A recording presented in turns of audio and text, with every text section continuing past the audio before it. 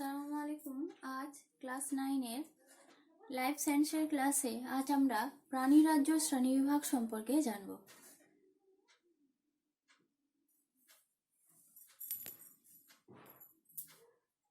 প্রাণী রাজ্যকে কোষের গঠন অনুযায়ী, কোষীয় গঠন অনুযায়ী অর্থাৎ কোষের সংখ্যা অনুযায়ী প্রাণী রাজ্যকে প্রধানত দুটো ভাগে ভাগ করা হয়। একটা হচ্ছে প্রোটোজোয়া আর একটা হচ্ছে মেটাজোয়া। প্রোটোজোয়া হচ্ছে এককোষী আর মেটাজোয়া হচ্ছে বহুকোষী। এই মেটাজোয়াকে আবার কলাতন্ত্রের গঠন অনুযায়ী, কলাতন্ত্রের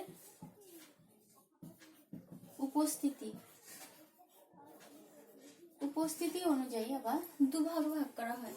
একটা কলাতন্ত্র বিহীন প্যারাজোয়া আর একটা হচ্ছে এন্টারাজোয়া। কলাতন্ত্র বিহীন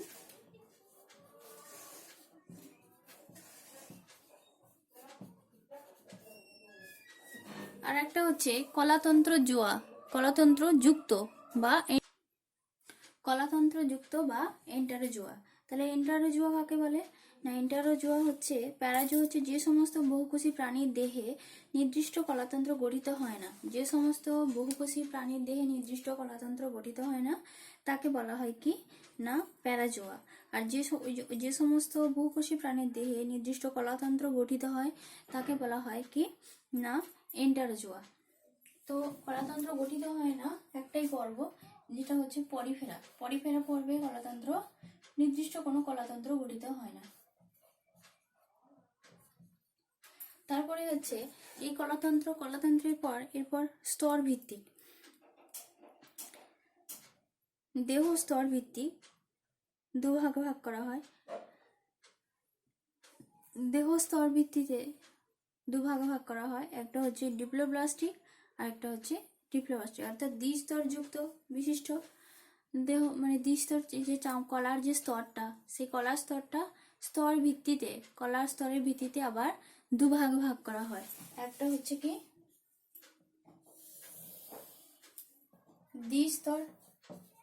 দ্বিস্তরীয় বা দ্বিস্তর বিশিষ্ট, বা একে বলা হয় কি ডিপ্লোব্লাস্টিক।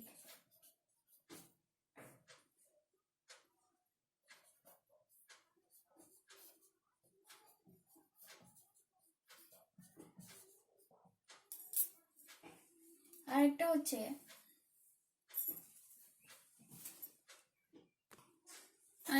কি না তিনটে স্তর বিশিষ্ট, তাদেরকে বলা হয় কি ট্রিপ্লোপ্লাস্টিক। ডিপ্লোপ্লাস্টিক কাকে বলে না, যে সকল প্রাণীর দেহে কলার স্তরটা কি হয় না দুটি কলার স্তর থাকে, একটা এক্টোডার্ম আর একটা হচ্ছে এন্ডোডার্ম। দুটো কলার স্তর থাকে এবং এই দুটো কলার স্তরের মাঝে কি থাকে না, এক ধরনের পদার্থ থাকে যার নাম হচ্ছে মেসোগ্লিয়া নামক পদার্থ থাকে। দুটো কলাস্তর থাকে, তার মধ্যে মেসোগ্লিয়া নামক পদার্থ থাকে। এই ধরনের দ্বিস্তর বিশিষ্ট কলাকে বলা হয় কি যে প্রাণীদেহ, দ্বিস্তরীয় কলাস্তর যুক্ত প্রাণীদেহকে বলা হয় কি ডিপ্লোব্লাস্টিক। এতে শুধু এক্টোডার্ম আর এন্ডোডার্মটা রয়েছে।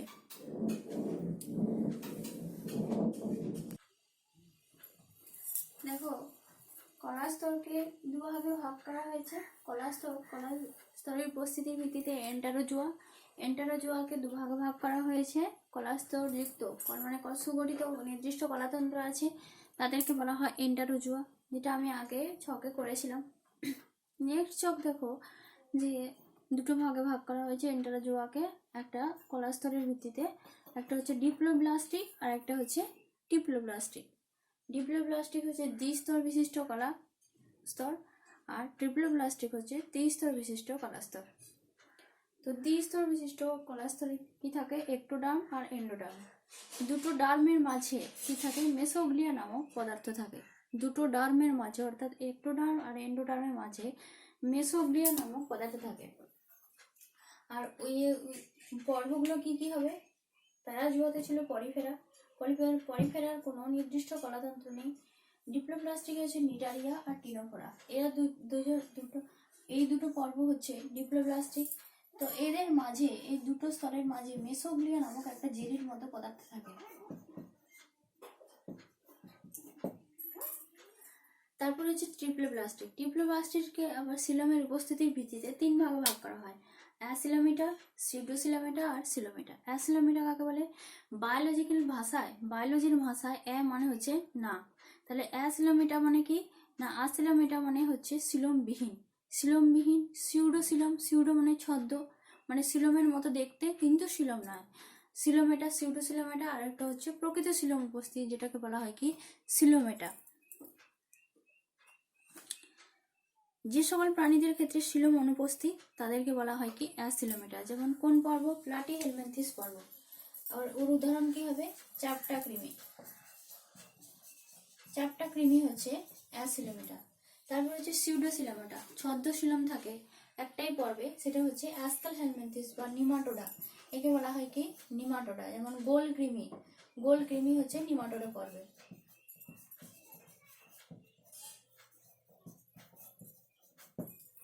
তারপর হচ্ছে সিলোম উপস্থিত হচ্ছে অ্যানিলিডা থেকে পুরো কর্ডাটা পর্যন্ত।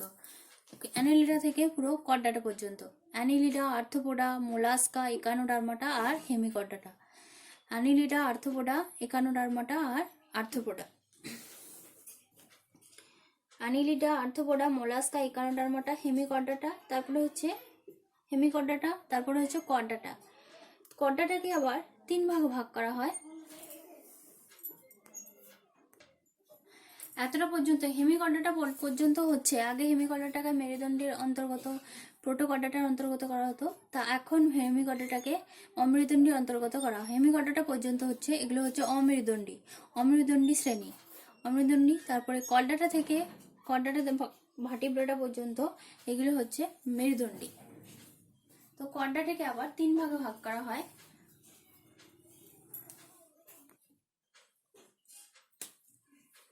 কর্ডাটাকে তিন ভাগে ভাগ করা হয় কি ইউরোকর্ডাটা,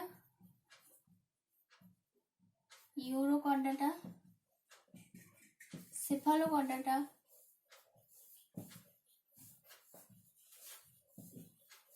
আর হচ্ছে ভার্টিব্রাটা।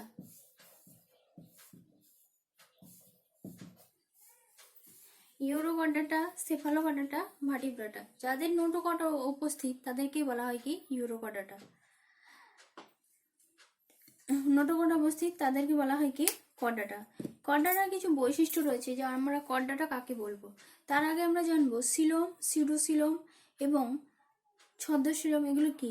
সিলোম কাকে বলে না, সিলোম হচ্ছে প্রাণীদেহের যে দেহ গহ্বর থাকে, তো তিনটে স্তর থাকে, কলাস্তর তিনটে স্তর থাকে: একটোডার্ম, এন্ডোডার্ম আর মেসোডার্ম।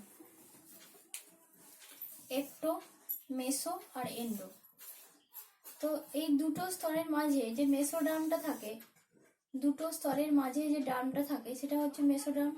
এই মেসোডার্মে এক ধরনের গহ্বর থাকে, একটা বহিস্থ সোমাটিক স্তর আর অন্তঃস্থ ভিসেরাল স্তর। সোমাটিক স্তর আর ভিসেরাল স্তরের মাঝে যে পেরিটোনিয়াম পর্দা আবৃত যে একটা গহ্বর থাকে, তাকে বলা হয় কি সিলম।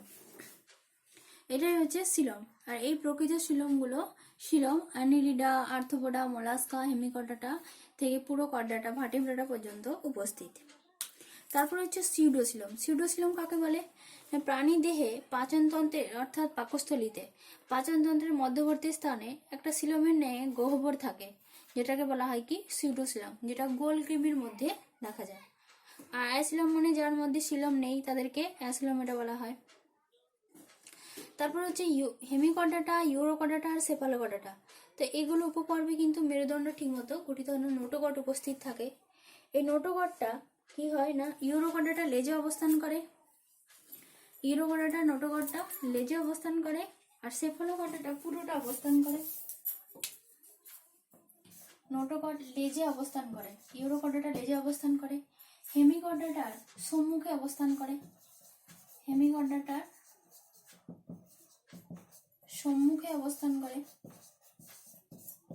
গলার কাছে। সেফালোকর্ডাটা পুরো লেজ থেকে অর্থাৎ অগ্রভাগ থেকে পশ্চাৎ ভাগ পর্যন্ত অগ্রভাগ থেকে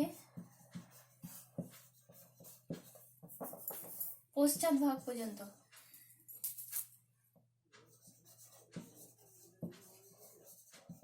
আর ভার্টিব্রাটা হচ্ছে নোটোকর্ডটা, সেটা কি হয় না আবার মেরুদণ্ডীতে পরিণত হয়। কিন্তু ভার্টিব্রাটার আগে হেমিকর্ডাটা, ইউরোকর্ডাটা, সেফালোকর্ডাটা এগুলোর কিন্তু নোটোকর্ড মেরুদণ্ডে পরিণত হয় না। ওই জন্য এদেরকে বলা হয় প্রোটোকর্ডাটা। প্রোকর্ডাটা মানে কর্ডাটার আগের অবস্থা, প্রোকর্ডাটা বলে। এদেরকে বলা হয় কি প্রোকর্ডাটা। কেন বলতো না, এদের নোটোকর্ডটা কি হয় মেরুদণ্ডে পরিণত হয় না, এদের উপপর্বে মেরুদণ্ড গঠিত হয় না, তাই এই তিনটে পর্বকে বলা হয় কি প্রোকর্ডাটা বা প্রোটোকর্ডাটা।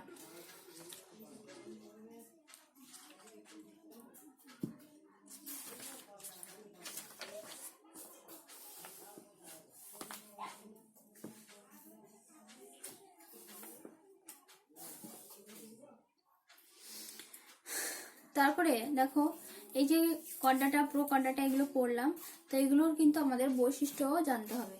তারপরে ভার্টিব্রাটাকে আবার বিভিন্ন ভাগে ভাগ করে। ভার্টিব্রাটাকে তার অধিশ্রেণীর মানে হৃৎপিণ্ড বা উপস্থিতির ভিত্তিতে ভার্টিব্রাটাকে আবার ভাগ করা হয়। একটা হচ্ছে কন্ডিকথিস,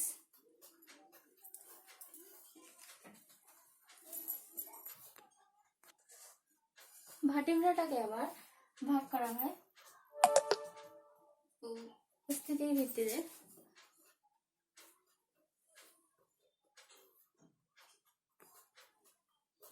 ভার্টিব্রাটাকে আবার ভাগ করা হয়, একটা হচ্ছে কন্ডিকথিস অর্থাৎ মৎস্যেরই আবার দুটো ভাগ আছে, একটা তরুণাস্থি যুক্ত, এটাকে কন্ডিকথিস বলা হয়, কন্ডিকথিস। 2 নম্বর হচ্ছে অস্টিকথিস,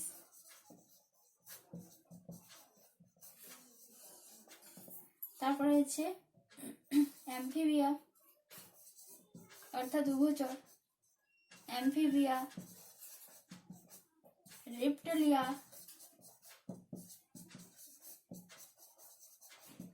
অ্যাভিস অর্থাৎ পক্ষী, অ্যাভিস আর ম্যামেলিয়া, এটা সব থেকে উন্নত প্রাণী ম্যামেলিয়া।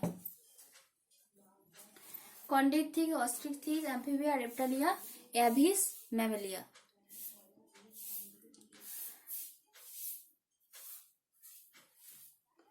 তার মানে দেখো তোমাদের প্রাণী রাজ্যকে প্রধানত দুভাগে ভাগ করা হয়, একটা হচ্ছে মেরুদণ্ডী আর একটা হচ্ছে অমেরুদণ্ডী।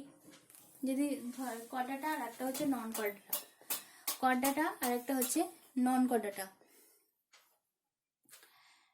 আবার কোষের ভিত্তিতে ভাগ করা হয়। সর্বপ্রথম কোষের ভিত্তিতে এককোষী আর বহুকোষী। এককোষী হচ্ছে প্রোটোজোয়া অর্থাৎ অ্যামিবা, আর বহুকোষী হচ্ছে মেটাজোয়া। তারপরে হচ্ছে কি না বহুকোষী থেকে তারপরে কলাতন্ত্র উপস্থিত আর অনুপস্থিতির ভিত্তিতে নির্দিষ্ট কলাতন্ত্র উপস্থিত এবং অনুপস্থিতির ভিত্তিতে দুভাগে ভাগ করা হয়েছে। মেটাজোয়াকে দুভাগে ভাগ করা হয়েছে, একটা হচ্ছে প্যারাজোয়া আর একটা হচ্ছে এন্টারোজোয়া। প্যারাজোয়া হচ্ছে কি না প্যারাজোয়াতে কলাতন্ত্র নির্দিষ্ট কলাতন্ত্র নেই, প্যারাজোয়াতে নির্দিষ্ট কলাতন্ত্র নেই, এন্টারোজোয়াতে নির্দিষ্ট কলাতন্ত্র উপস্থিত। প্যারাজোয়া হচ্ছে কোন পর্ব প্যারাজোয়ার অন্তর্গত? পরিফেরা হচ্ছে প্যারাজোয়ার অন্তর্গত। তারপরে এন্টারোজোয়াকে আবার কলা স্তরের ভিত্তিতে আবার দুভাগে ভাগ করা হয়। একটা হচ্ছে কি না ডিপ্লোব্লাস্টিক আর একটা হচ্ছে কি ট্রিপ্লোব্লাস্টিক, অর্থাৎ দ্বিস্তরীয় আর একটা হচ্ছে ত্রিস্তরীয় কলাতন্ত্র যুক্ত। দ্বিস্তরীয় কলাতন্ত্র, যে প্রাণীর দেহে দুটি কলার স্তর থাকে তাকে দ্বিস্তরীয় আর বা ডিপ্লোব্লাস্টিক অ্যানিমেল বলা হয় বা ডিপ্লোব্লাস্টিক প্রাণী বলে। আর যেটা ত্রিস্তরীয় কলাতন্ত্র তাদেরকে বলা হয় কি ট্রিপ্লোব্লাস্টিক, ট্রিপ্লোব্লাস্টিক প্রাণী বলা হয়। তো ডিপ্লোব্লাস্টিক প্রাণীতে যে কলা স্তরটা থাকে দুটো স্তর থাকে, একটা হচ্ছে একটোডার্ম আর একটা হচ্ছে এন্ডোডার্ম, দুটো কলা স্তর থাকে। তো এই দুটো কলাস্তরের পর্ব কি কোনগুলো পর্বে অন্তর্ভুক্ত? নিডারিয়া আর টিনোফোরা। এই দুটো কলাস্তরের পর্বে কি থাকে? মেসোগ্লিয়া নামক পদার্থ থাকে। তারপর হচ্ছে ট্রিপ্লোব্লাস্টিকের 3টে স্তর থাকে, কি একটোডার্ম, মেসোডার্ম আর এন্ডোডার্ম, মেসোডার্ম আর একটোডার্ম 3টে স্তর থাকে। এই তিনটে স্তরের মাঝের স্তরে এক ধরনের গহ্বর গঠিত হয়, যেটাকে বলে সিলম। এই সিলমের উপস্থিতির ভিত্তিতে আবার তিন ভাগে ভাগ করা হয়, অ্যাসিলোমেটা, সিডোসিলোমেটা আর সিলোমেটা। অ্যাসিলোমেটা কি না, এ মানে বায়োলজিক্যাল ভাষা, এ মানে হচ্ছে না, অ্যাভিটামিনোসিস, অ্যাসিলোমেটা, এ মানে হচ্ছে না।